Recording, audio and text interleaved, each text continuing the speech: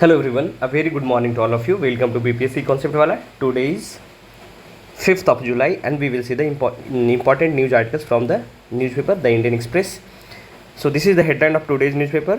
The billion plus welcome. आपको पता है हमारा जो इंडियन टीम है, इंडियन मेंस क्रिकेट टीम, वो अभी चैंपियन बन गया है, T20 वर्ल्ड कप जीत के आई है। इसके लिए बहुत ही वार्मली वेलकम किया गया उनको मुंबई में। बाकी नीचे का न्यूज़ देख लेते हैं कि ये मोदी जी मिल रहे हैं सबसे और पूछ रहे हैं कि how was the taste of mud Rohit and all some good times. उसके बाद हेमंत सोरेन बैक सीएम बन गए हैं झारखंड के, चंपाई सोरेन रिजाइन कर दिए हैं। इंडिया और चाइना जो संघाई का कॉपरेशन है, हमको इसको डिस्कस कर लेंगे, हमारे लिए इंपॉर्टेंट हो जाता है। उसके बाद हम DPIIT क्या होता है वो डिस्कस कर लेंगे। DPI रिकमेंड कर रहा है कि जो एंजल टैक्स है उसको हटाया जाए, तो हम आपको बताएंगे कि व्हाट इज एंजल टैक्स और DPIIT क्या होता है ना, और CII क्या है, कॉन्फेडरेशन ऑफ इंडियन इंडस्ट्री क्या होता है, सब आपको बताएंगे। बाकी आगे जो न्यूज़पेपर है आपको पता है, हमारा जो PPT से हम आपको डिस्कस करेंगे। बाकी एक दो न्यूज़ आर्टिकल है उसको देखेंगे, तो वहीं से देखते हैं सीधा। So welcome back again, this is our PPT और वी विल सी। सबसे पहले हम DPIIT देख लेंगे, उसके बाद अभी आजकल आपको पता होगा हर जगह कॉन्स्टिट्यूशन बचाने का नारा चल रहा है, तो उसी पे एक आर्टिकल है कि कॉन्स्टिट्यूशन एट द सेंटर, आप इसको पॉलिटी वगैरह में यूज कर सकते हैं। इसको हम समराइज करके एक आर्टिकल बना के लेके आए हैं, वो डिस्कस करेंगे। SCO डिस्कस करेंगे, आपको पता है एक नया कंट्री ज्वाइन किया SCO बेलारूस, उसको मैप में देख लेंगे। उसके बाद हम इनके सिंह जो हमारे फाइनेंशियल कमिश्नर हैं, 15th फाइनेंशियल कमिश्नर, वो बोले हैं कि इंडिया को चाहिए सस्टेनेबल ग्रोथ के लिए 2 डेकेड में सस्टेनेबल ग्रोथ का ट्रेजेक्ट्री वो बताएं, तो वो डिस्कस कर लेंगे। छोटा सा इनको समराइज करके लेके आए हैं। उसके बाद हम T20 का जेनेसिस से लेके अभी तक का है वो डिस्कस कर लेंगे। बाकी आज हम लोकेशन न्यूज़ में हम UK को देख लेंगे, यूनाइटेड किंगडम को, जो कि प्लेसेस इन न्यूज़ में देख लेंगे, वहाँ चुनाव हुआ है। ओके, तो शुरू करते हैं। All right, so the first news before budget. आपको पता है कि इस महीने के अंतिम में बजट आने वाला है। अभी इंटरिम बजट आया था, तो फुल फ्लेज बजट आने वाला है। तो उसके पहले जो DPIIT है वो क्या कह रहा है कि backs India's call to remove angel tax. तो हमारे लिए इंपॉर्टेंट क्या हो जाता है कि DPIIT क्या है, एंजल टैक्स क्या है और CII क्या है। तो सबसे पहले हम आपको बता देते हैं DPIIT के बारे में। DPIIT इसका फुल फॉर्म क्या होता है? Department for promotion of industry and internal trade. Internal trade क्या ये पहले से ही शुरू से ही इसका नाम था? नहीं, पहले इसका नाम क्या था? ये 2019 में 27 जनवरी 2019 में इसको DPIIT कर दिया। उसके पहले इसका नाम क्या था? इसके पहले इसका नाम था department of industrial policy, industrial policy and promotion, okay, promotion. ये क्या है? ये सेंट्रल गवर्नमेंट के द्वारा एक डिपार्टमेंट है। कौन से मिनिस्ट्री के अंदर आता है? मिनिस्ट्री का नाम है ministry of commerce and industry. अब आपको ये बताना है कि हमारे न्यूली इलेक्टेड कौन से हैं जो मिनिस्टर हैं मिनिस्ट्री ऑफ कॉमर्स के और इंडस्ट्री के। आपको जवाब बताना है, कमेंट बॉक्स में आप बताइएगा, है ना, कि कौन मिनिस्टर हैं मिनिस्ट्री ऑफ कॉमर्स और इंडस्ट्री के मिनिस्टर कौन है। इसका काम क्या होता है? ये रिस्पॉन्सिबल होता है facilitating and increasing the FDI flow to the country, कि हमारे देश में पहले तो ये एक जितना भी इंडस्ट्री का जो पॉलिसी बनता है वो DPI के थ्रू ही बनता है। और FDI का प्रमोशन, नाम से ही आपको पता चल रहा है क्या, कि प्रमोशन ऑफ इंडस्ट्री। तो इंडस्ट्री का प्रमोशन करने के लिए और इंटरनल ट्रेड करने के लिए डिपार्टमेंट बनाया गया है ministry of commerce and industry के अंदर। अब आता है एंजल टैक्स पे बात, की एंजल टैक्स क्या होता है। आपको हम लास्ट वाले किसी भी में बताए भी होंगे कि एंजल टैक्स क्या होता है। नाम ही क्या है? एंजल, फरिश्ता, है ना। ये सबसे पहले आपको पता होना चाहिए कब इंट्रोड्यूस किया गया। ये 2012 में एंजल टैक्स इंट्रोड्यूस किया गया। क्यों इंट्रोड्यूस किया गया? To discourage the generation and utilisation of unaccounted money through investment in closely held company. जैसे कोई कंपनी है, आप कोई स्टार्टअप खोलें, आपका ये स्टार्टअप है और आप चाह रहे हैं क्या कि आपको फंडिंग मिलना चाहिए, तो लोग क्या करते थे कि जो अनअकाउंटेड मनी होता था उसको दे देते थे। तो उसमें क्या होता था कि गवर्नमेंट को कुछ मिलता नहीं था। जो आपका टैक्स, गवर्नमेंट कैसे चलती है? आपके टैक्स के पैसों से। तो वो उनको टैक्स जब नहीं मिलेगा तो वो क्या होते थे?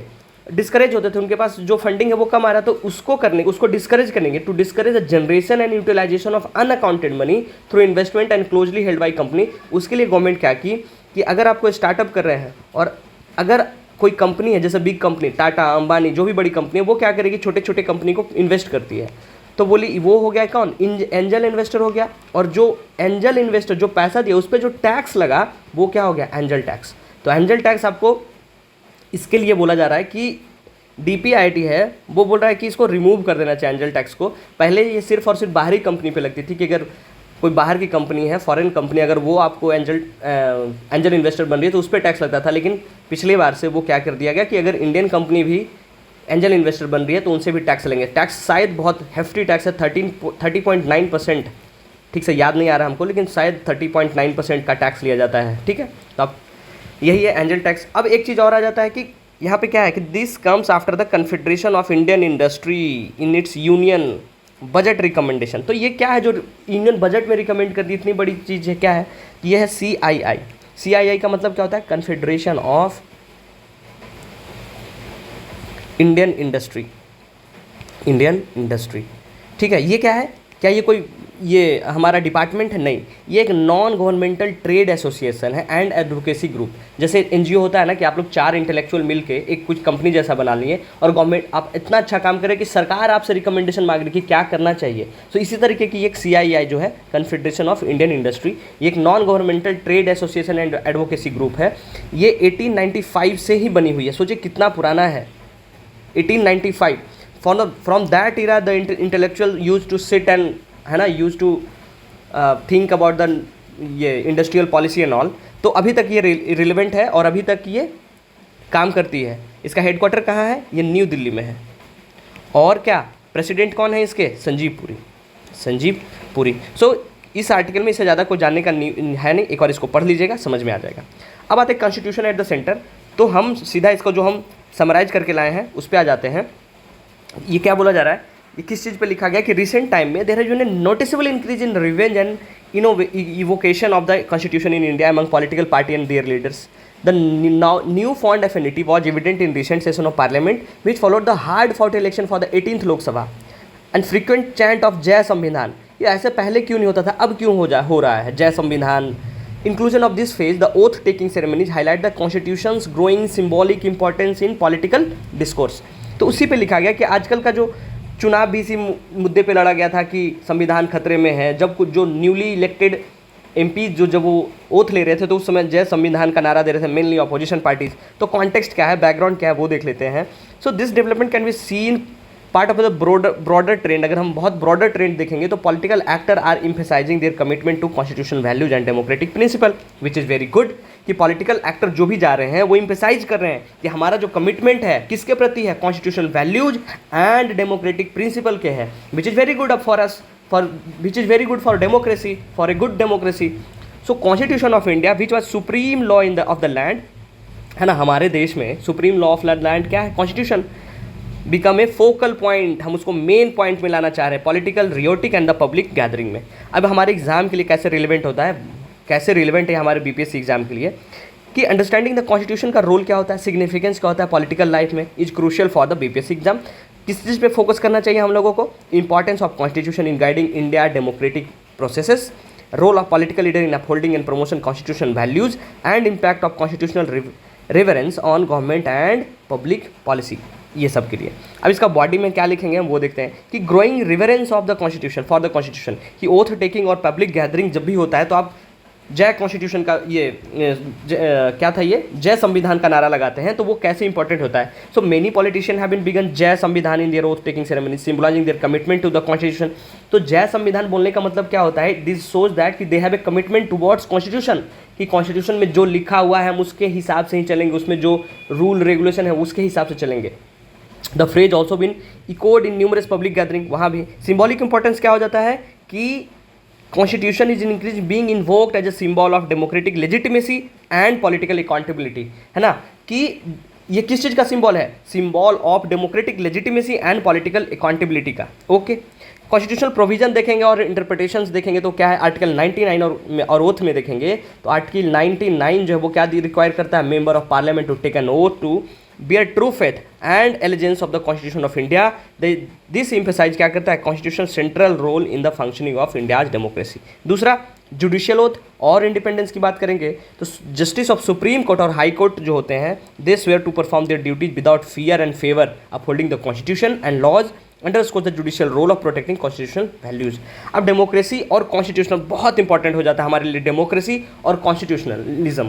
तो अब बात करेंगे कॉन्स्टिट्यूशनलिज्म की, तो वो क्या होता है? कॉन्स्टिट्यूशनलिज्म का मतलब क्या होता है कि जो गवर्नमेंट है उसको लिमिटेड रखना, it means the limited government. और यहीं से जो थ्योरी है रूल ऑफ लॉ का, वो कहाँ से आता है? कॉन्स्टिट्यूशनल से, कॉन्स्टिट्यूशनलिज्म से, कि कॉन्स्टिट्यूशन में जो लिखा हुआ जो रूल है तो उसी का सुप्रीम कौन होगा? रूल ऑफ लॉ, ना कि हम और आप, है ना। The supreme thing will be rule of law.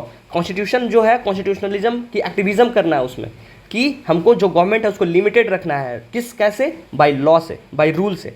Voters और कॉन्स्टिट्यूशनल, तो voters have increasingly use the idea of constitutionalism to protect their freedom and rights against perceived political overreach. जैसे आपको अगर कोई अभी पुलिस कहीं से पकड़ के चला गया तो भी बेवजह तो लेके नहीं जाएगा, कोई लॉ होगा, कोई ये रूल होगा उसके हिसाब से। तो वही उसी को प्रोटेक्ट करने के लिए कि रूल किसका हो, ना कि कोई नेता का, कोई मंत्री का, कोई प्रधानमंत्री का, प्रेसिडेंट का, किसका रूल चलेगा? रूल ऑफ लॉ को। That is constitutionalism which is limited government, okay. This reflect a deeper understanding and appreciation of constitutional principle among the public। अब पैराडॉक्स क्या है डेमोक्रेसी का? कि जो रिलेशनशिप होता है ना किसके किसके बीच में? रिप्रेजेंटेटिव, इलेक्टेड रिप्रेजेंटेटिव जो ओथ सिटीजन होते हैं, और जनरल पॉपुलेंस है ना, अनओथ citizen, highlight ongoing challenges in achieving true democratic representation and equality, okay. अब आता है जुडिशियल इंटरप्रिटेशन पे और बेसिक स्ट्रक्चर डॉक्ट्रिन। आपको पता होना चाहिए जब भी बेसिक डॉक्ट्रिन की बात होती है तो केशवानंद भारती केस की बात होती है, जो कि लैंडमार्क केस है। आपको ये बताना है कि केशवानंद भारती केस कब आया था, ईयर बताइए, मैसेज ये कमेंट करके।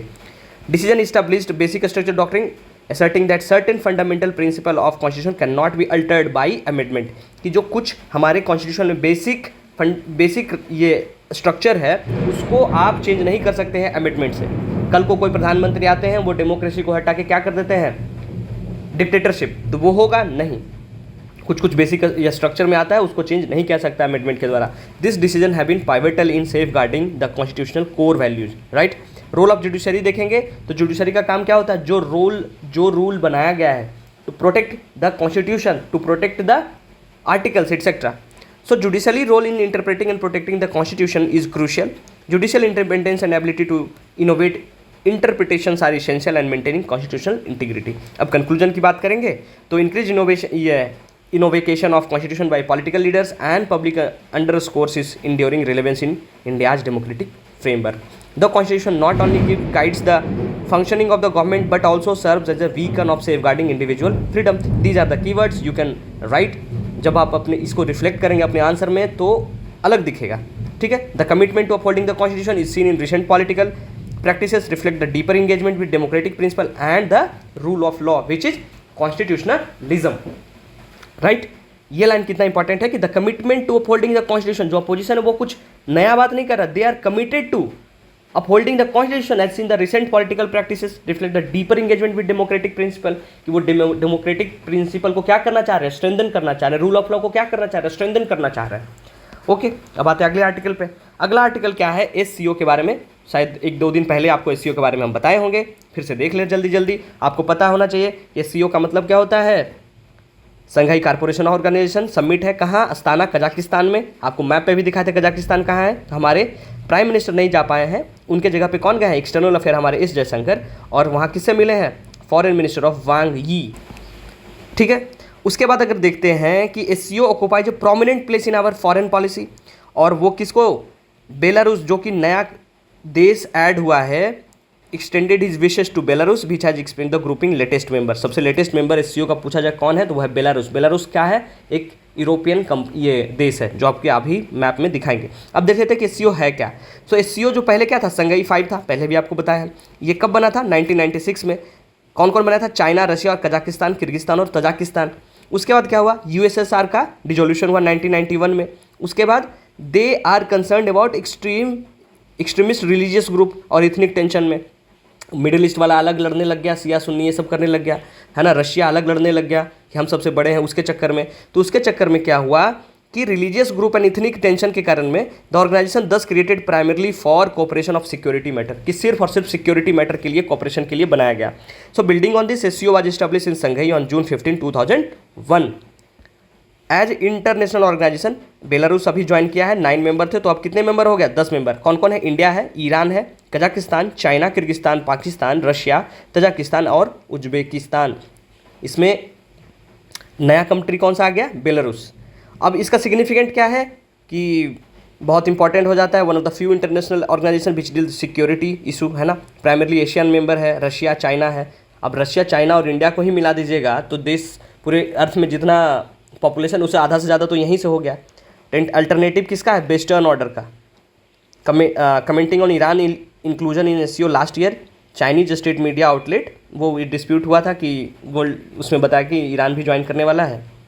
सो for Iran it is important step to in breaking US diplomatic blockade, कि यूएस और ईरान का क्या टसल चल रहा है, उसके कारण वो चाह के हम इधर इस फेरे में आएंगे तो थोड़ा स्ट्रेंथन होगा, उसके लिए बाकी इसको पढ़ लीजिएगा, आपको एक अंडरस्टैंडिंग डेवलप होगा। इंडिया के लिए रिलेवेंस कैसे है कि on one level SCO membership allow India ये forum to cooperate with Central Asian country जो भी है उससे हम क्या बना सकते हैं, एक फोरम बना सकते हैं, which have not particularly close relation with India since their formation of 1991, जो कि पहले वैसा नहीं था। But there is a clear road blocks with the current state of India's relationship with fellow members like China and Pakistan. The New Delhi declaration issued the end of 2023 summit saw India refuse to sign off a paragraph supporting the BRI.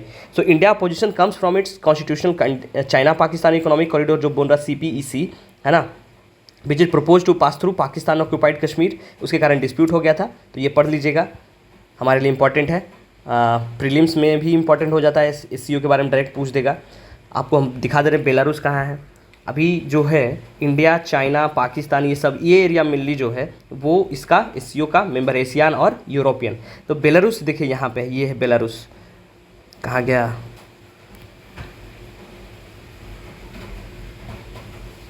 Belarus somewhere here, this is Belarus, आपको हम mark कर दे रहे हैं, this is Belarus, है ना। Estonia, Latvia और Lithuania के नीचे, यूक्रेन के ऊपर, और ये रशिया से क्या कर रहा है, बॉर्डर बना रहा है, ठीक है। तो ये देखिए this country is Belarus, Europe की कंट्री है, इस्टोनिया है, ये फिनलैंड के नीचे इस्टोनिया, लातविया, लिथुएनिया, बेलारूस और यूक्रेन, ओके। तो ये कंट्री जो है वो बनी है मेंबर। तो SCO डिस्कस कर लिए। अब देखते हैं हम, एक आर्टिकल है हमारा NK सिंह के बारे में। NK सिंह कौन है? हमारे 15 फाइनेंस कमिश्नर चेयरपर्सन है। तो सबसे पहले हम आपको फाइनेंस कमीशन के बारे में जल्दी से बता दे रहे हैं शॉर्ट में। कहाँ लिखा हुआ है हमारे कॉन्स्टिट्यूशन में? आर्टिकल 280 में लिखा हुआ है, ठीक है। तो क्या हो जाएगा, ये कॉन्स्टिट्यूशनल बॉडी हो जाएगा। इसका काम क्या होता है कि फाइनेंशियल रिलेशनशिप देखना होता है, फाइनेंशियल रिलेशनशिप बिटवीन किसके बीच में, सेंटर और इंडिविजुअल स्टेट्स के लिए, ठीक है। अगर हम देखेंगे तो पहला कब बना था, 1951 में फर्स्ट बना था, ठीक है। और वो उसमें के कमिश्नर कौन थे? केसी नियोगी, और 1952 से 1957 तक ये थे, ठीक है। अगर हम दूसरा देखेंगे तो 1956 में बना, कौन थे? के संथनम कमेटी, के संथनम इसके चेयरमैन थे, संथनम चेयरपर्सन थे। ये कब? 1957 से 62 तक इंपॉर्टेंट हो जाता है। अब हम देखेंगे 14th, हमारा पहले वाला वो इंपॉर्टेंट होता है। तो 14th कमीशन कब बना है? 2013 में बना है, और इसके चेयरपर्सन कौन थे? Doctor YV Reddy, very famous person, doctor YV Reddy. ये कब से कब रहे? 2015 से 20 के बीच में। उसका 15th जो NK सिंह साहब हैं, कब बने? 2017 में NK सिंह। और अभी आगे कौन बने हैं? 16th फाइनेंस कमिश्नर 2023 में वो बने हैं अरविंद पनगरिया। आपको अरविंद पनगरिया हाल में कुछ और भी बताए होंगे कि किसकी कोई एक बहुत बड़ा यूनिवर्सिटी है, उसके VC हैं। तो आपको कमेंट बॉक्स में बताना है कि और ये क्या है, ये पहले कौन से क्या रह चुके हैं? नीति आयोग के चेयरपर्सन भी रह चुके हैं, ठीक है, wise person, BP, vice president. तो आपको ये कमेंट में बताना है कि अरविंद पनगरिया कौन से यूनिवर्सिटी के वाइस चांसलर है, ठीक है। तो वो बोले हैं, ये देख लेते हैं कि sustaining India growth trajectory national status. इसमें मेनली वो बताए हैं कि प्राइम मिनिस्टर को अपने बोले हुए पे क्या करना चाहिए, फाइनेंस मिनिस्टर को क्या करना चाहिए। तो आप डायरेक्टली ऐसे तो एग्जाम में कोट नहीं कर सकते, लेकिन आपको जब एक बार ये पढ़ लेंगे खुद से तो आपको एक अंडरस्टैंडिंग हो जाएगा कि जब कहीं लिखना होगा कि रिकॉग्निशन एंड कंट्रीब्यूशन कैसे लिखेंगे, कैरियर हाईलाइट कैसे लिखेंगे, ऑनररी फेलोशिप LSC क्या लिखेंगे, तो आपको एक समझ में आएगा। ये खुद से पढ़ लीजिएगा, क्योंकि ये पॉलिटिकल हो जाता थोड़ा सा तो कोई मतलब नहीं बनता है, ठीक है। ये देखिए क्या लिखा गया कि NK सिंह जो चेयरपर्सन 15 फाइनेंस कमीशन के, और क्या है, फॉर्मर राज्यसभा मेंबर भी रह चुके हैं। वो इम्फेसाइज क्या करें कि need to India to maintain growth trajectory over the 2 decades. अगले 20 साल में हमारा ग्रोथ ट्रेजेक्ट्री कैसे होना चाहिए, कैसे मेंटेन करना चाहिए, क्या अचीव करने के लिए? To develop nation status by 2047. So this message was conveyed during his acceptance speech of honorary fellowship from London School of Economics and Political Science. LSE में जब वो गए थे, उनको ऑनररी फेलोशिप मिला था, उसके समय ये बोले हैं कि क्या होना चाहिए. तो उनका की पॉइंट्स क्या है? वही ग्रोथ और डेवलपमेंट कैसे होना चाहिए, कि प्राइम मिनिस्टर मोदी और उनका काउंसिल ऑफ मिनिस्टर है जो 2047 तक 2047 तक इंडिया को डेवलप नेशन बनाने के टुवर्ड्स काम कर रहा है. और उनका क्या है? Underscore the democracy and development are not mutually exclusive, reflecting India potential to harmonise both. देखेंगे इसमें कि हिस्टोरिकल और कल्चरल सिग्निफिकेंस कैसे हो जाता है, कि वो रेफर करें कि इंडिया का जो हिस्ट्री बहुत रिच है, sources of ideas, emphasising national deep rooted quest of development of progress, है ना. रोल इन फाइनेंशियल रिफॉर्म में क्या क्या है, कि को convener of the high level expert group, mutual development bank form by G20 etcetera. G20 में participation, G7 में इन्विटेशन एटसेट्रा, कि कैसे हम फिफ्थ इकॉनमी बनने वाले हैं सबसे बड़े. सब the president of new Delhi based institute of economic growth, ये सब है. रिकॉग्निशन कंट्रीब्यूशन, वो तो ये अपने बताएं कि ऑनररी फेलोशिप जो उनको LSE में मिला लंडन स्कूल ऑफ इकोनॉमिक्स से, वो. Career highlight, support from leader, की फाइनेंस मिनिस्टर को क्या करना चाहिए, वो उनका जो फिजिकल पॉलिसी पे जो काम है उसको प्रेज किए हैं. And in legacy in public services. External affair Jaishankar के बारे में बोले हैं कि उनका जो कंट्रीब्यूशन है Indo Japan relation, his role in G20 president etcetera में. तो महिमा मंडल है ये. थोड़ा एग्जाम में आप महिमा मंडल तो नहीं दे सकते ना, तो जो इंपॉर्टेंट है वो लिख लीजिएगा, कंक्लूजन है इसको पढ़ लीजिएगा. आगे हम लोग चलते हैं. आगे क्या है कि अ बिलियन प्लस वेलकम. तो यहाँ हम फटाफट क्या बता दे रहे हैं कि G20 के बारे में, ये T20 के बारे में, आई एम वेरी सॉरी.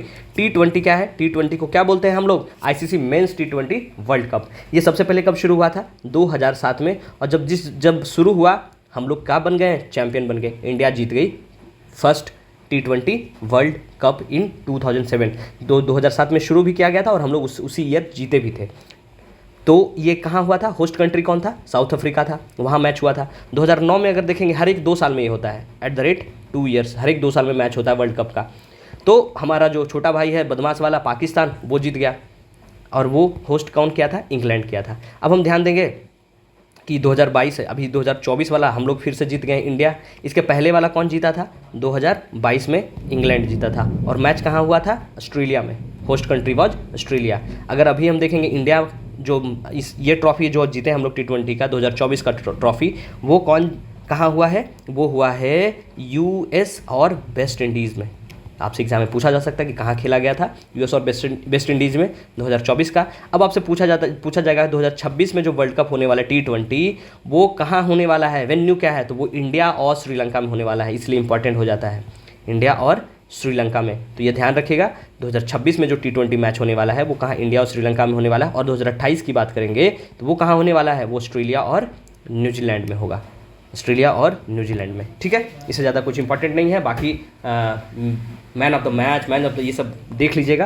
किसी दिन हम जब स्पोर्ट्स का वीडियो लाएंगे उसमें आपको अच्छे से बता देंगे. अब ये देखते हैं प्लेसेस इन न्यूज़ में. हम आज यूके को देखेंगे. यूके में पोल हुआ जिसमें बोला जा रहा है कि सुनक साहब हारने वाले हैं और लेबर पार्टी के जो कियर स्टारमर हैं वो जीतने वाले हैं. ठीक है, तो हमारे लिए इंपॉर्टेंट नहीं है. जब जीतेंगे तो नाम बस याद रखना है कि कौन बने हैं, उससे ज़्यादा इंपॉर्टेंट कुछ नहीं होता. तो हम बस यूके को देख लेंगे. यूके है कहाँ पे? तो सबसे पहले यूके को कहते क्या है? तो यूके का मतलब क्या होता है? United kingdom. यूनाइटेड किंगडम यही जो था हम लोग पे क्या किया था? राज किया था, हम लोग को सप्रेस किया था. इसको और क्या बोलते हैं? ब्रिटेन. ओके, ये क्या है? ये नॉर्थ वेस्ट यूरोप का जो पार्ट है, यूरोप जो है उसका नॉर्थ वेस्ट यूरोप है, उसका पार्ट है north west Europe. North west Europe जो है उसी पार्ट में. ठीक है, अब यूके में कौन कौन सा कंट्री आ जाता है? तो सबसे पहला इंग्लैंड है. इंग्लैंड को तो सब जानते होंगे. उसके बाद आ जाता है स्कॉटलैंड और Wales, and the fourth country is Northern Ireland. ठीक है, ये जो सब 4 कंट्री है ये मिला के बनता है क्या? UK, United Kingdom. कौन कौन सा? England, Scotland, Wales and Northern Ireland. Okay, अब आपको ये दिखा दे रहे हैं कहाँ पे है. ये देखिए, ये दिस इज यूके. ये है छोटा सा कंट्री. सोचिए ये छोटा सा कंट्री पूरे समझिए बड़ा बड़ा जो भी कंट्री है, इंडिया, उधर USA, सब पे राज किया है. तो क्यों? Because of mind. अब ये देखिए, ये नाम ग्रीनलैंड है, इसका नाम आइसलैंड, लेकिन उल्टा है. नाम ग्रीनलैंड है जहाँ बर्फ़ है और आइसलैंड जहाँ है वह बहुत हरा भरा है. ये ध्यान रखिएगा. ग्रीनलैंड किसका पार्ट है? डेनमार्क का. Greenland is a part of Denmark. आपको हम फिर यहाँ दिखा दे रहे हैं इसका जो अगल बगल जो चीज़ है वो कौन सा है. यहाँ है आयरिश सी. ठीक है, नीचे इंग्लिश चैनल है जो कि इसको फ्रांस और यूके को बाइफर्केट करता है. और ये नॉर्दर्न सी ये है Celtic Sea, Bristol Channel, Saint George Channel, ये चैनल आइलैंड्स, ये नीचे अटलांटिक ओशियन। तो ये देख लिया आप यूके। आपको पता है यूके कौन कौन सा मिल के बनता है? इंग्लैंड, स्कॉटलैंड, वेल्स और नॉर्दर्न आयरलैंड। इससे ज़्यादा हमारे लिए इंपॉर्टेंट हो जाता है, ध्यान रखिएगा, इंग्लिश चैनल एक एग्जाम में बहुत बार पूछता है, तो ध्यान रखिएगा फ्रांस और यूके। बाकी ख़त्म होता है आज का डिस्कशन, है ना। आप लोग जो पूछा गया बताइए, और आपको लगता है कि कुछ और डिस्कस करना चाहिए वो हमेशा कमेंट में बताइए। Thank you.